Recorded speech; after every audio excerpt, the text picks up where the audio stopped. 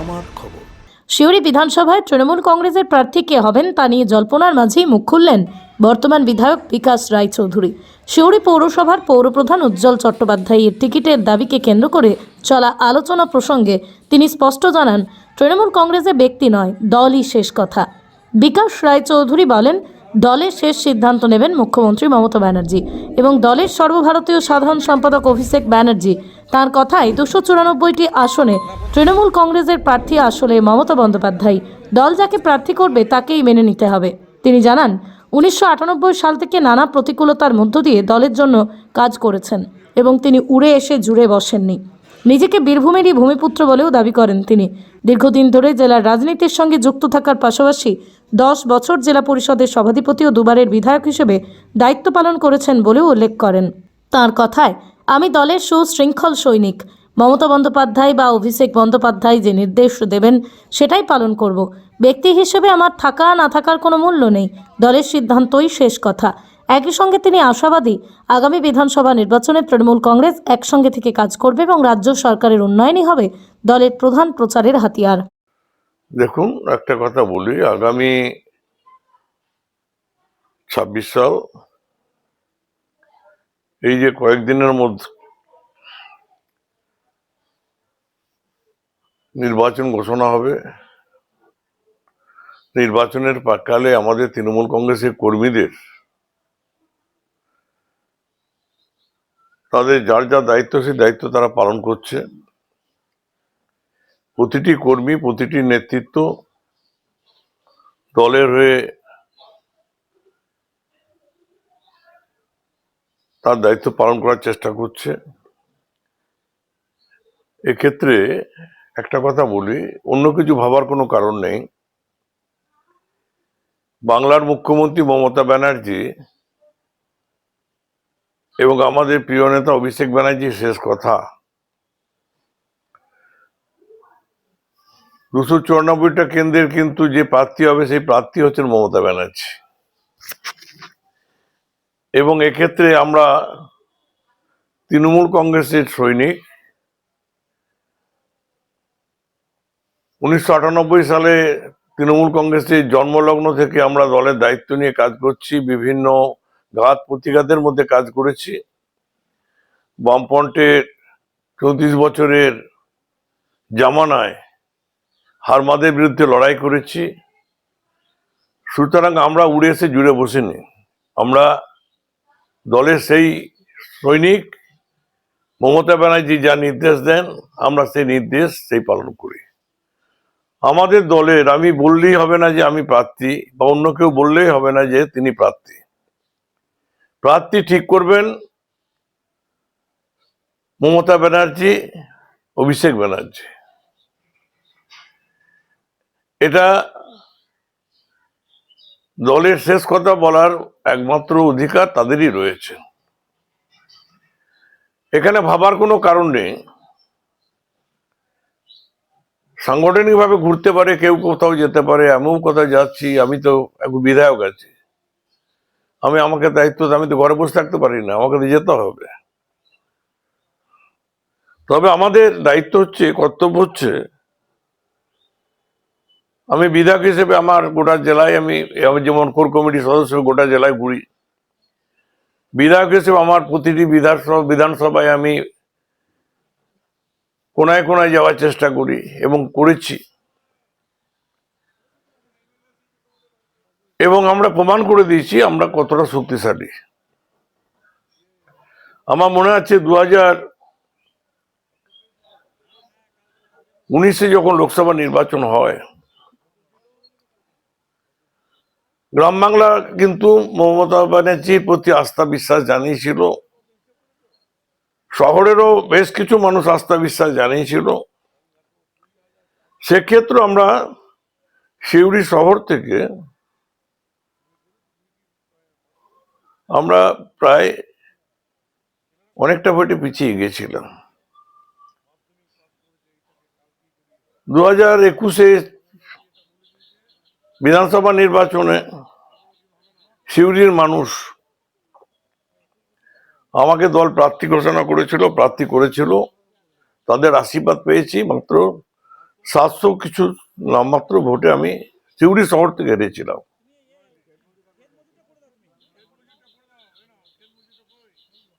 দু সালে এই কয়েকদিন আগে যে ভোটটা এই যেটা হলো লোকসভার, সেখানেও আমরা কিন্তু ওখানেও আমাদের পিছিয়ে আছি। আমরা মানুষের জন্য এত কাজ করছি, আমাদের বক্তব্য হচ্ছে মানুষের কাছে একটাই, আমরা কেন পিছিয়ে থাকবো। তবু আমরা সিউড়ি শহরে প্রায় 6000-এর কাছাকাছি ভোটে আমরা পিছিয়ে গেছিলাম, কিন্তু ব্লক স্তরে আমাদের যে 16টা পঞ্চায়েত আছে সেখানে কিন্তু আমরা 12,500 ভোটে লিড দিয়েছি। সিউড়ি 6000 ধরে নিন মাইনাস থাকা সত্ত্বেও সেটাকে মেকআপ করে। আমি বলবো সবাই মিলে ঝাঁপিয়ে পড়ুন শহরে। শহরের মানুষ অনেক বেশি সুযোগ সুবিধা তাদের জন্য রয়েছে। আমরা বিভিন্ন রকমের বিভিন্ন প্রকল্প মাননীয় মুখ্যমন্ত্রী উপহার দিয়েছেন। এবারে আমাদের প্রতিজ্ঞা, প্রার্থী যেই হবে হোক, শহর থেকে আমাদের কিন্তু বিপুল ভোটে জয়যুক্ত করতে হবে মমতা ব্যানার্জি হাতকে শক্তিশালী করার জন্য। সিউড়িতে যেটা বারবার এবারে আগেও আগেও হয়েছে সেই দাবি যে ভূমিপুত্র, তাহলে ওরা কি বলতে চাইছে? আপনাকে কি বহিরাগত বলছে? সেটা কিন্তু দেখুন, বিভিন্ন জায়গায় এরকম বিভিন্ন ধরনের বলে, ভোটের আগে একটা হয়। আমি 10টা বছর বীরভূম জেলার সভাধিপতি ছিলাম। মমতা ব্যানার্জি আমাকে 2021 সালে সভাধিপতি থাকাকালীনই আমাকে এবং অনুব্রত মণ্ডল সিউড়ি বিধানসভার প্রার্থী নির্বাচিত করেছিল, নমিনেশন দিয়েছিল। আমি লড়াই করে তৃণমূল কংগ্রেসের সৈনিকেরা আমাদের দলের কিছু মানুষের বিরোধিতা সত্ত্বেও আমরা কিন্তু সেখানে 7,500 প্রায় ভোটে জয়যুক্ত হয়েছে। দলই শেষ কথা বলবে।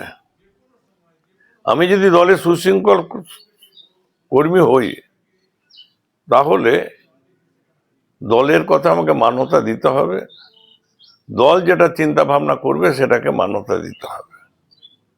তো সেক্ষেত্রে লড়াইটা এবারে আমাদের একটা সাম্প্রদায়িক দলের বিরুদ্ধে লড়াই, একটা বাংলার বুকে যারা ষড়যন্ত্র করছে সেই বিজেপির বিরুদ্ধে লড়াই। প্রার্থী কে হবে না হবে সেটা পরের কথা, সেই মানসিকতা সবাই তৈরি করুক। যে যেখানেই আমরা থাকি, দলের জন্য লড়াইয়ের জন্য আমরা মমতা ব্যানার্জির নির্দেশ যা দেবেন আমরা সেই নির্দেশটাকে কার্যকরী করব। কালকে নাগরিকদের নিয়ে একটা বৈঠক আয়োজন করা হয়েছিল, সেখানে আপনাকে দেখতে পাবেন না কেন? আমি কালকে ছিলাম না, কালকে আমার ছোট সম্বন্ধী মারা গেছে, আসানসোলে গেছিলাম। এটা তো আমি তো বলছি, দলের যেখানে যারা শহরের যিনি চেয়ারম্যান আছেন বা শহরের যিনি সভাপতি আছেন, সবটাই তো আর সবার পক্ষে করাটা সম্ভব হবে না, সময় তো অভাব। সুতরাং আমি যেমন ঘুরে বেড়াচ্ছি, শহরেও যাচ্ছি, আমি অঞ্চলেও যাচ্ছি, বুথেও স্তরে যাচ্ছি। সুতরাং এখানে এটা নিয়ে ভাবার কোনো কারণ নেই যে শহরের মানুষকে ডেকে এক জায়গায় জড়ো করা হয়েছে মানে তারা তৃণমূল কংগ্রেসের বাইরে বা তৃণমূল কংগ্রেসের কোনো প্রার্থী যেই হবে তার বিরুদ্ধে ভোট করবে। আমি একটা কথা বলি, ভূমিপুত্র বলে কিছু নেই। শতাব্দী রায় কলকাতার মেয়ে ছিল, তাকে এই 4 টাইমস তাকে মানুষ আশীর্বাদ করেছে। আজকে এখানে বিভিন্ন সময় বিভিন্ন প্রার্থীর রদবদল হয়। মমতা ব্যানার্জি আমাদের বাংলার মুখ্যমন্ত্রী, তিনি আমাদের শেষ কথা। সুতরাং তিনি কলকাতা থেকে যদি কাউকে পাঠান বা জেলার আমাকে যদি বলেন যে অন্য জায়গায় যাও বা তোমার যাওয়া, তুমি দলের কাজ করো, আমি তাই করব। এখানে ভূমিপুত্র আসার প্রশ্নটা আসে কেন? এটা হচ্ছে, আমি মনে করি না, গতবারও আমি 21 সালে ভূমিপুত্র নিয়ে একটা রং উঠেছিল এবং সেখানে কিন্তু বিজেপি যিনি প্রার্থী ছিলেন তিনি অনেক পোস্টার লাগিয়েছিলেন যে আমি এই সিউড়িতে জন্মেছি। আমি একটা কথা বলেছিলাম, আমি বীরভূমে জন্মেছি, বীরভূমের ভূমিপুত্র আমি সিউড়ির বীরভূমের বাইরে নয়। সুতরাং আমি তো আজ 15টা বছর সিউড়িতে কাজ করছি পুরোপুরি। 10 বছর সভাধিপতি, 5 বছর আমি বিধায়ক।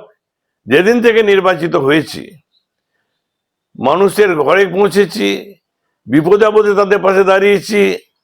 এমন কোনো জায়গা নেই যে উন্নয়নে, এই যে সিউড়ি জল প্রকল্প, এখানেও কিন্তু মাননীয় মুখ্যমন্ত্রীর কাছে দরবার করেছি বিধায়ক হিসেবে। সিউড়ির উন্নয়নের জন্য ক্লক টাওয়ার করে দিয়েছি। ইভিন আপনাকে একটা ভালো খবর দিই, সিউড়ির যেটা কথা দিয়েছিলাম অডিটোরিয়াম 700 বেডের সিটের, সেই 700 সিটের অডিটোরিয়ামটা আমরা অনেকটা এগিয়ে গেছি। এবং সিউড়ির উন্নয়নে যেটুকু করার আমার যেটা দায়িত্ব সেটা পালন করেছি, বাকিটা তো পৌরসভার দায়িত্ব থাকে। সুতরাং পৌরসভা সেটাও চেষ্টা করছে। আপনি কি এবারে প্রার্থী হবেন আশা করছেন? এটা তো আমি তো একটা কথাই বললাম, দলের আমি সুশৃঙ্খল সৈনিক। মমতা ব্যানার্জি, অভিষেক ব্যানার্জি যে নির্দেশ দেবে আমি সেই নির্দেশ পালন করব। চেয়ারম্যান বলছে যদি আপনাকে আবার ফের টিকিট দেওয়া হয় তাহলে পৌর কাউন্সিলরদের নিয়ে তিনি ভাববেন যে কি করবেন এই বিষয়টা নিয়ে। শুনুন, একটা কথা বলি, কে কি ভাবছেন আমি জানি না, তবে একটা কথা বলি, কোনো ব্যক্তি দলের কাছে দাম নেই। যে ব্যক্তি হচ্ছে মমতা ব্যানার্জি, একমাত্র তিনি হচ্ছেন শেষ কথা। তিনি হচ্ছেন আমাদের ছাতা, অভিষেক ব্যানার্জি হচ্ছে আমাদের ছাতা। আমি থাকলাম কি থাকলাম না, আমি করলাম কি করলাম না, তার জন্য কিছু দলকে যারা ভালোবাসে, দলের প্রতি যাদের আনুগত্য, দলের যারা সুশৃঙ্খল সৈনিক, তারা সবাই ঝাঁপিয়ে পড়বে, দলের প্রার্থীকে জয়যুক্ত করবে। নিশ্চয়ই কেউ চাইবে না বিরোধী দলের সিউড়ি পৌরসভার ওই আসন জায়গাটা বিজেপি রাজ করুক, এটা চাইবে না। সুতরাং এটা যেটা বলছেন আপনারা, আমি মনে করি মানেটা অন্য করবেন না। সবাই আমরা একসাথে আছি, একসাথে থাকবো, একসাথে কাজ করবো। কিসের ভিত্তিতে সিউড়িবাসীর কাছে ভোট চাইবেন এবার? হ্যাঁ, কিসের ভিত্তিতে সিউড়িবাসীর কাছে ভোট চাইবেন? মানুষের পাশে ছিলাম, সুখে দুঃখে ছিলাম, বিভিন্ন ডেভেলপমেন্ট করেছি, উন্নয়নমূলক কাজ করেছি, গ্রামে গঞ্জে ছুটে বেরিয়েছি, রাতের অন্ধকারে মানুষ যখন যেখানে ডেকেছে সেখানে ছুটে গেছি। মানুষকে আমাকে খুঁজে বেড়াতে হয়নি, আমি মানুষকে খুঁজে বেরিয়েছি। সুতরাং এটা তো আমার দৈনন্দিন কাজ। 5টা বছর প্রতিটি যে কোনো গ্রামে যান, যে কোনো জায়গায় যান, আমার বিরুদ্ধে কোনো পোস্টার পড়েনি যে আমাকে পাওয়া যাচ্ছে না খুঁজে। আমি সেই বিধায়ক নই। আমি যে বিধায়কের তকমাটা নিয়ে ঠান্ডা করে বসে থাকি না, লড়াইটা মানুষের জন্য করে। সোনার গহনায় গল্প বলে যাওয়া ভরো জুয়েলার্স, অনুপম স্পর্শের ছোঁয়া, মায়ের স্নেহ কন্যার সাজ, প্রতিটি রত্নে ভরো জুয়েলার্স। ভরত জুয়েলার্স, গুণমানের অঙ্গীকার, শান্তিনিকেতন রোড, বোলপুর। দেখতে চোখ রাখুন আমাদের ফেসবুক ও ইউটিউব চ্যানেলে।